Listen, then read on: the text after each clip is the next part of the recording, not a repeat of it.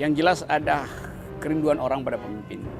Sampai tadi saya lihat makamnya Pak Habibie mesti didatangi orang, monumen yang ada di Parepare bahkan jadi semacam tempat pariwisata, dan orang lupa monumen yang dibuat oleh Pak Jokowi itu SMK itu. Jadi lenyap.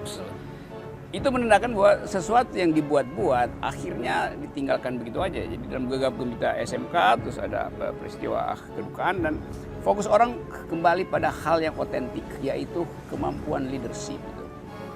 Nah, itu yang saya anggap kita selalu ingin agar supaya pemimpin kita diingat karena kecerdasan dia. Legacy yang dia tinggalkan betul-betul sesuatu yang otentik, bukan rakitan gitu. Kayak SMK itu kan rakitan itu, ini tidak diproduksi dari dalam otentisitas seseorang. Leader artinya dia mesti otentik supaya dikenang. Kalau leadernya palsu ya ngoceh-ngoceh pencitraan, itu juga begitu ada berita yang lebih dramatis, lebih otentik, hilang dia sebagai berita. Namun juga ibu kota juga hilang sebagai berita kan, karena nggak otentik.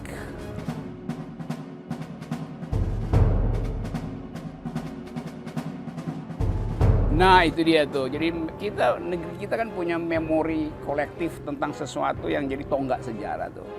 Sekarang kita kesulitan misalnya, Pak Jokowi nanti 2024 selesai, tapi orang mencari tonggak sejarahnya apa? Kan nggak bisa dibilang tonggak sejarahnya adalah infrastruktur. Semua orang bisa bikin infrastruktur dan nggak ada yang unik dengan infrastruktur kan. Tonggak sejarahnya soal demokrasi, justru indeks demokrasi kita turun di dalam periode kepemimpinan Pak Jokowi itu. Kebebasan pers juga turun itu, jadi sulit kita untuk membuatkan beliau semacam kenangan. Karena kesulitan itu mulai terlihat sekarang, maka orang tiba-tiba mengenang Pak Habibie. Yang walaupun pada waktu masa pemerintahannya penuh dengan kontroversi.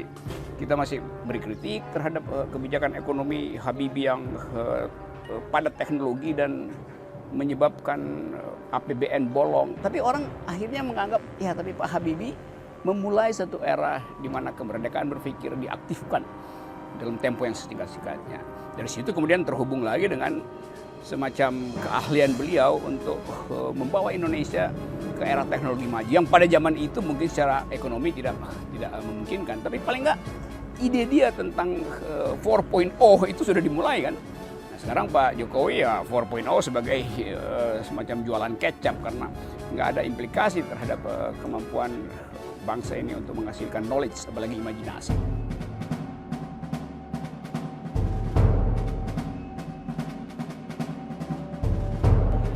Itu sulitnya, saya masih cari cara.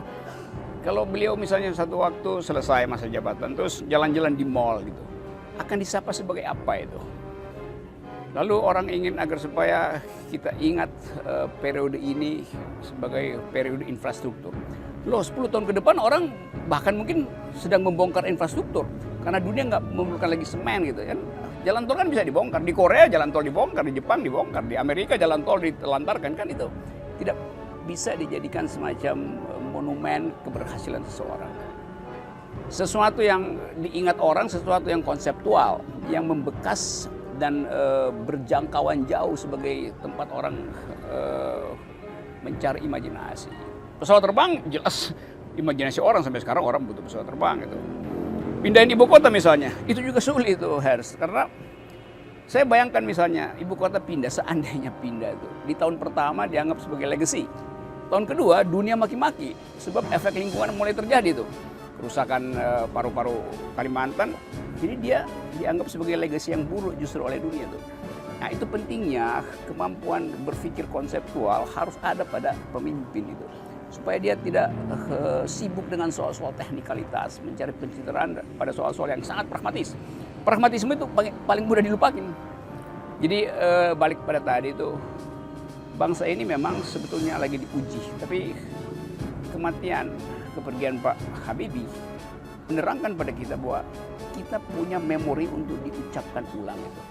Yaitu penghormatan pada pemimpin karena dia dalam kontroversi apapun meninggalkan sesuatu yang otentik.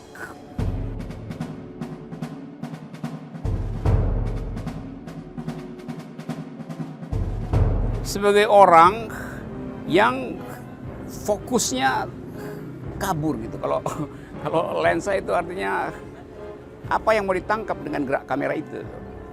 Mungkin orang akan anggap ya Pak Jokowi kan dikenang dengan di dalam satire orang pelangak-pelongoknya kan gak enak kan. atau akan dikenang dengan kemampuannya untuk masuk gorong-gorong.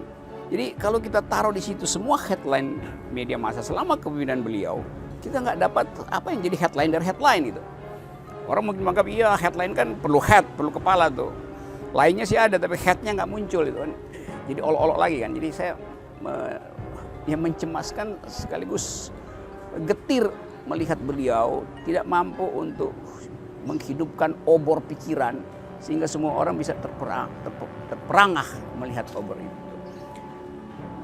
SBY dikenang sebagai orang yang paling tidak orang anggap ya Pak SBY sebagai politisi yang punya kemampuan untuk menghukum orang, dia nggak pergunakan faktor ini. Kita bisa bilang ya karena ada pers yang bebas, ada justru itu 10 tahun SBY nggak ada satupun tahanan politik. Pak Harto kita kenang sebagai orang yang otoriter, tapi kemudian orang sedikit memaafkan itu karena orang anggap bahwa justru infrastruktur pembangunan diletakkan oleh Soeharto dan orang nggak mengeluh kekurangan yang disebut 9 bahan pokok, selalu terjamin harganya tuh. Jadi memori orang pergi pada hal-hal yang bagi dia positif atau menguntungkan tuh. Analis tentu lain lihatnya, akademisi lain lihatnya tuh.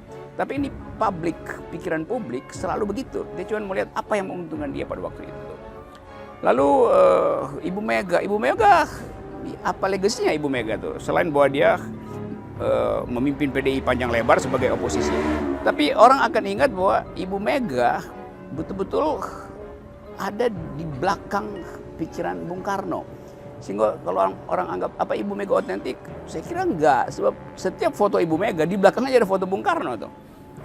Tapi ya udah itu kita terima sebagai fakta sejarah udah. Ibu Mega pasti harus balik ke situ. Karena mungkin sekali ide Ibu Mega tidak bisa dikembangkan melebihi ide Bung Karno tuh. Lalu siapa lagi presiden kita tuh? Gus Dur jelas dikenang sebagai sosok yang dengan nekat dan mengambil risiko untuk mengucapkan keyakinannya itu kemajemukan pluralisme itu. Nah sekarang kesulitannya pada Pak Jokowi kan. Jadi bukan membandingkan tapi kita mau membaca sejarah ini mau ditulis lengkap dan dengan terpaksa beberapa bagian yang tahun-tahun ini kita rasakan sebagai kekurangan dari kepemimpinan harus diucapkan mulai sekarang. Supaya mungkin beliau masih punya kesempatan 2 tahun ke depan untuk memperbaiki pencitraan politiknya itu. Ya itu soal-soal semacam itu dan kita kan nggak mungkin kita tutup sejarah hanya sampai pada kepemimpinan SBY tentang demokrasi kan. Jadi saya masih berharap ada semacam keajaiban dari Jokowi dan timnya untuk menghasilkan ulang Indonesia yang berpikir gitu, menghasilkan ulang Indonesia yang berpikir.